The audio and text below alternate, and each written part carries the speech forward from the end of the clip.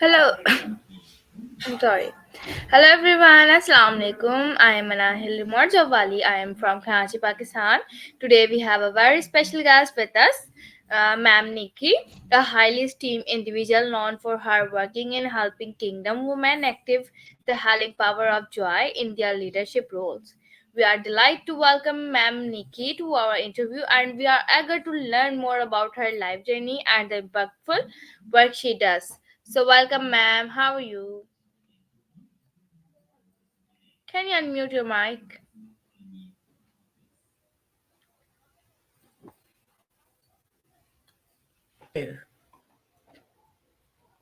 Thank you very much. And thank you very much for having me here. I absolutely love sharing my journey with women because there is so much power when we come and share our stories with other women.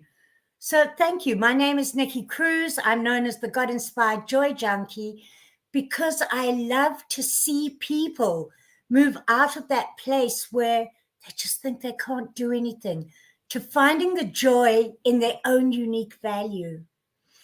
And as people realize that it's not the qualifications or the boxes that the world puts you in, but when they start to recognize what they have within themselves, they have hope and they find joy and they can bring that to the world.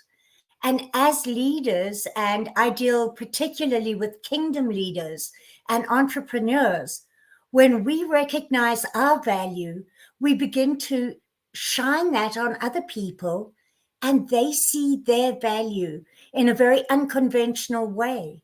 We all have so much to offer. So that's a little bit about me and what I do, but I wasn't always here. I had my moments when I lay at night in bed and thought, I want to be more. I know there's more. I know there must be more out there. And I had to stop being angry and I had to stop thinking it's for everybody else before I could actually find what I got to bring other people because life is really about serving one another. Yes, you are absolutely right. Thank you so much, ma'am, for your introduction. So, now let's move on to questions. My first question is on your screen. Can you tell us about your role as a speaker and coach and how you help Kingdom women activate the healing power of joy in their leadership? Well, I was in a wheelchair. I am now walking and fully body abled. So I get to share that with people. That is my role as a speaker, but it's not so that people can hear what I've got to say.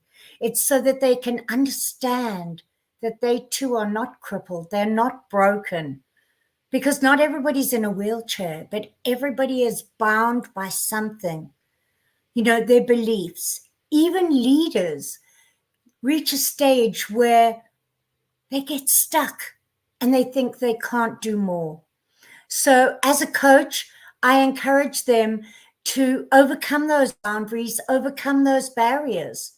And whether you're a mom at home or a leader, you have that same approach to life in order to overcome your, your mental barriers. So that is really how I help people come forward. It's not so much what I do as walking arm in arm with them so that they can do it. Yes, all right. Thank you so much, ma'am, for your amazing answer. So now let's move on to next question. My next question is on your screen. What inspired you to become a board member and founder of Kingdom Bricks? Could you share the mission and goal of this organization? In my years when I was in the wheelchair, and that was for 11 years, there was a pastor in Uganda I connected with, and it was during COVID, and he was walking around and handing out food when he and his family had no jobs or anything else. So we partnered with him and we started funding a food bank there. From there came the desire to equip women with skills. And that moved on to be a whole vocational center. So we founded the organization Kingdom Bricks, building the kingdom of God, one brick at a time. And our primary role is to fund and give people an opportunity to learn a skill that can allow them to survive, and not just survive, but thrive in life. So Kingdom Bricks really helps the funding of that.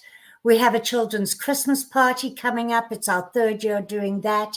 And we really want to let people know that they are seen and they have value, and give them an opportunity to grow.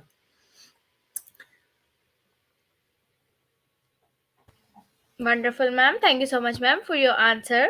So now let's move on to the next question. My next question is on your screen.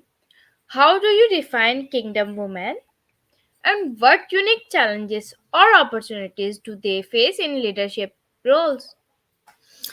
Well, kingdom women, the term kingdom has been thrown around a lot, but it really is Christ-centered women who live their lives on the foundational principles of Jesus. It's really being a follower of Christ. And some of the roles that they hold are challenged because it's difficult to put their beliefs blatantly out there without watering them down. And when we believe in something, whatever you choose to believe in, you get to stand firmly on that. And it doesn't mean that you can't accept that other people believe something different. However, you get to stand on what you believe wholeheartedly. You can't stand on the fence and water it down. And one of the challenges is standing in that with the criticism that comes and the rejection that comes. But rejection comes everywhere in life. So we have to learn to see our unique and authentic value and carry that over and across and not take offense. I think that is the biggest thing, is really overcoming and standing firm on what you believe, regardless of what the media judges you with or anything else.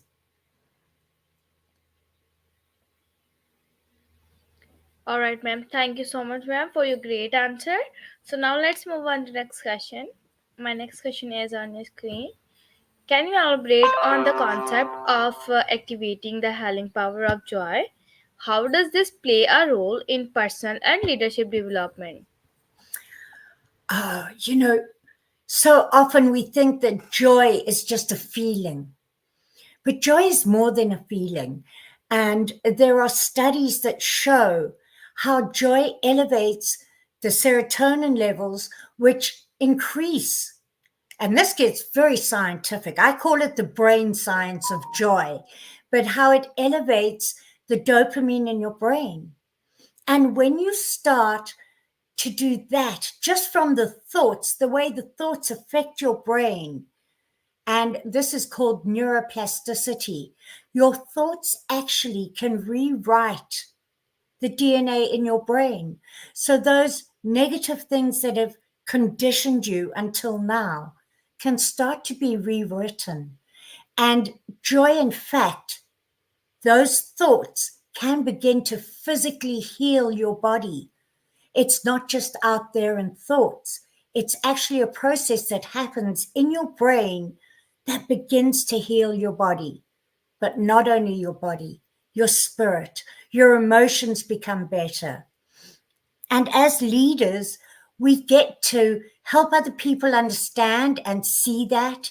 And when we heal, we get to help other people heal. And there's an old saying, hurt people, healed people, heal people. So when we have toxic thoughts and negativity, it causes depression. It causes all of those things that we think are beyond our control, but they're not. And with a little bit of gratitude every day, you increase your joy. You therefore increase your health, physical and mental.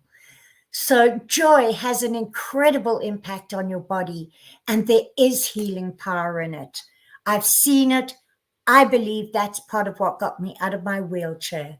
moving from that state of depression into a place of saying, I will be the best version of me in a wheelchair or walking.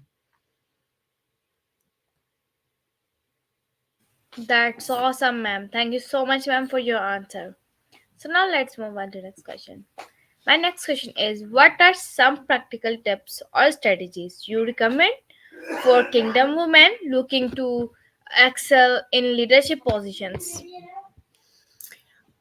I think that as a leader, you've got to keep your humility. You've got to keep your integrity. It is a trend, certainly in this country, where people want so hard the recognition for what they do that they forget their values. And it's important to stick to your values, because otherwise you end up leading and you look behind you and there's no one following you. So as leaders, we get to stand in integrity, but we also get to recognize that we are leading people, but we also need to be led. We are no better than anybody else. We just happen to be leading them in that particular area of life. So as leaders, that humility is essential. And if people aren't following you, you're not a leader. You're just taking a hike. So you do get to watch out what the people you're leading need. Lead with compassion. Lead with a servant heart. That's what makes a great leader. Thank you so much, ma'am, for your wonderful answer. So now let's move on to the next question. My next question is on the screen. Can you share a success story or a memorable experience where you witnessed the positive impact of joy in someone's leadership journey? Oh, I have a favorite story to tell here. I had a client who came on a challenge that I was running, and it was Joy in the Holidays. And she's an older lady and kind of estranged from her family. And she just said, I have nothing to offer. I don't like the holidays. I am so unhappy. And you could see it on her face. And 3 days later, she was saying, oh, I can't wait to rush out and find how I can give the mailman a gift to bring him joy. And she switched her entire life around from saying, I'm useless and worthless, to embracing what she did have in her hand, in her experience before her financial crash and everything else. And she now leads other women into a healing journey who fight diabetes. And just seeing in 3 days that change, because she chose to embrace the principles of joy, living gratitude. And that was over a year ago. She's still doing what she does with joy, healing relationships, and growing.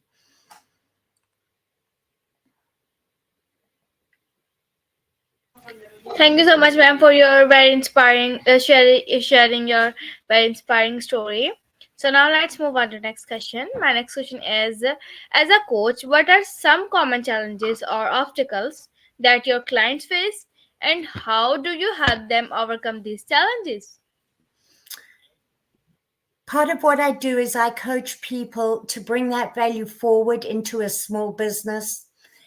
And the biggest challenge is lack of self-belief, that doubt, breaking those words that people have spoken over them saying, you can't do this. And the first thing is get them to recognize that they are perfectly and wonderfully made.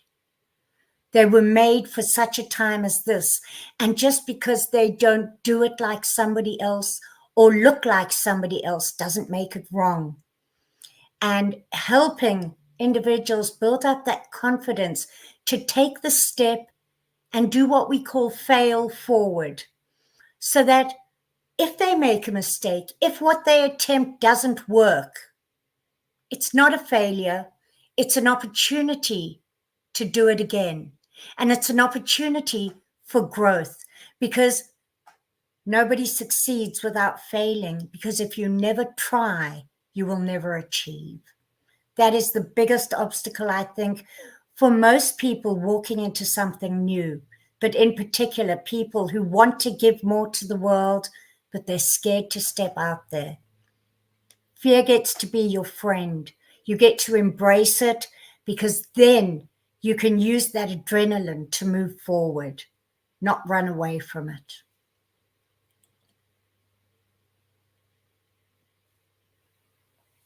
Great answer, ma'am. Thank you so much, ma'am, for your answer. So, what are the some key qualities or characteristics you believe every effective should possess, especially within the concept of kingdom, women in leadership? I believe that a leader gets to work from a place of peace. If you are striving, it takes way too much energy. So the place of peace is the place to work from, to work within a structure where you are serving your clients as a coach, not your clients serving you. It's not about the money. It's about the transformation that you can bring. And if you are not attending to the needs of your clients or your people, those following you, if you don't stay relatable to them, your leadership loses a lot of its power. And then, of course, as I said earlier, to stand in integrity in all that you do.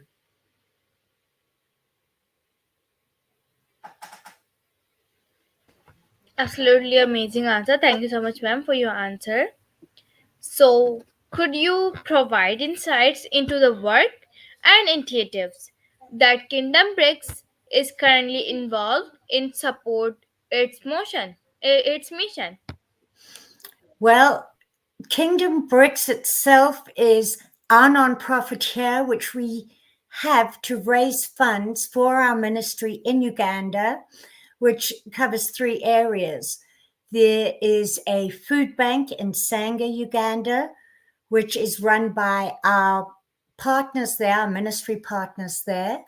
And they run that food bank once a month, hand out food donations. But those pastors are also involved in helping to raise a lot of the orphan children. And they do that by taking some of them into their homes. Some of them, they go out. Pastor Rachel, who's amazing, goes into the homes of small children who are perhaps living with grandparents, make sure that they're getting nurtured and looked after in the way a child should. And she runs a school, which we also help support. And as I said, we do a Christmas party every year. And 3 years ago, those children had never had a Christmas party. So they now know they are seen. And every single one of them, I think we had 85 children last year, every single one of them gets a gift. It may be a toothbrush, things we take for granted, but they get a gift and the smiles speak volumes. We also then have, so we have the school, we have the vocational center in Namaseke, which teaches sewing, it teaches hairdressing. So those are skills people can take out to work. The way we raise funds is through donations, or I actually make items which we then sell, and we sell fair trade items, all of the proceeds of which go towards Kingdom Bricks. There is a community on Facebook, which is a not-for-profit community, and any money that comes in after the expenses supports Kingdom Bricks as well. And that is called Leadership Empowered Through Community.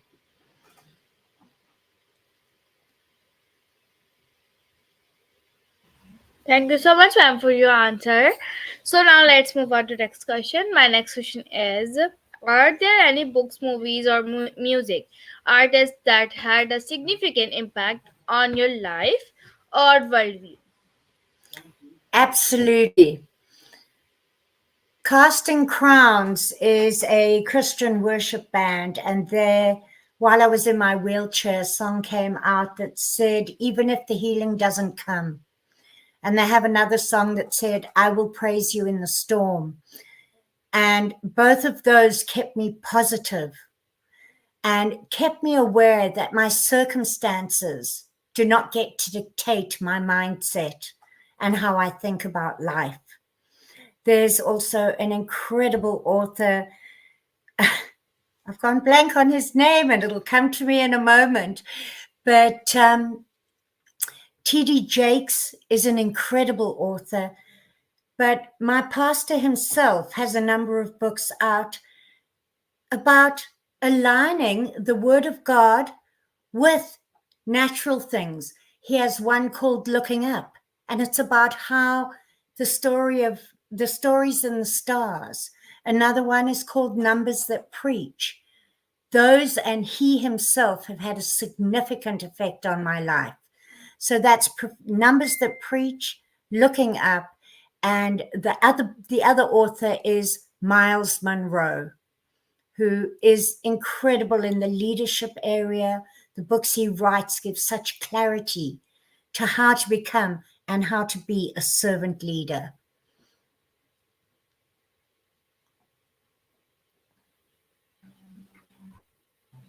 Thank you so much, ma'am, for your answer. So now let's move on. Next question. Can you describe a memorable travel experience or place you visited that left a lasting impression on you? Oh, yes. I was fortunate enough to accompany my husband when he went on a business trip to Thailand. And I'm originally from South Africa. And it was strange how it was similar but different to South Africa. Similar because it was less modernized. And in fact, we spent quite a few days out in the open near where the factories are, where it was just peaceful. The factories were about half an hour away, but the rest was just jungle with this one little hotel in the middle for guests. And the gentleness of the Thai people, their soft spokenness, and just their attitude to life, always smiling, very humble, was absolutely beautiful. As well as when we did go and visit the architecture, when we went walking around some of the temples, the way they have treasured their history was absolutely phenomenal. Something that I think we in the West kind of take for granted. You know, our stuff is a couple of 100 years old, maybe a little more than that, but there isn't a passing history that we get to treasure and revere. So I really loved that. And I was in absolute awe of the culture. I would love to go back and visit one of these days. Awesome. Thank you so much, ma'am, for your answer.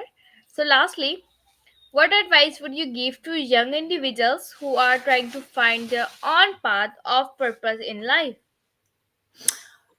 Oh, one of my favorites is this one because you get to be who you want to be. You don't get to be dictated to by anybody else and anybody else telling you you can't. Because if you want to, you can. There is so many ways that you can equip yourself with the knowledge and skills to do what you want to do. You are powerful as an individual person. You can overcome any obstacles or barriers there if you believe in yourself. And I encourage you, write it down on paper. If you have a goal, put it down on paper so that you know that you've got it there and you're not going to let it go. And tell yourself you're going to do it. Speak it out and believe it. Thank you so much, ma'am, for your advice. So, thank you so much, ma'am, again for sharing your valuable insights and experiences with us today. Your work is empowering kingdom women and emphasizing the healing power of joy in leadership is truly inspiring. We appreciate your time and expertise. To our audience, thank you for joining us for this insightful conversation. If you have any further questions or would like to connect with Ma'am Nikki, please feel free to reach out. Stay tuned for more inspiring interviews and discussions. Once again, ma'am, thank you for being our guest, and we wish you continued success in all your endeavors. Thank you. Thank you very much. Bye. Have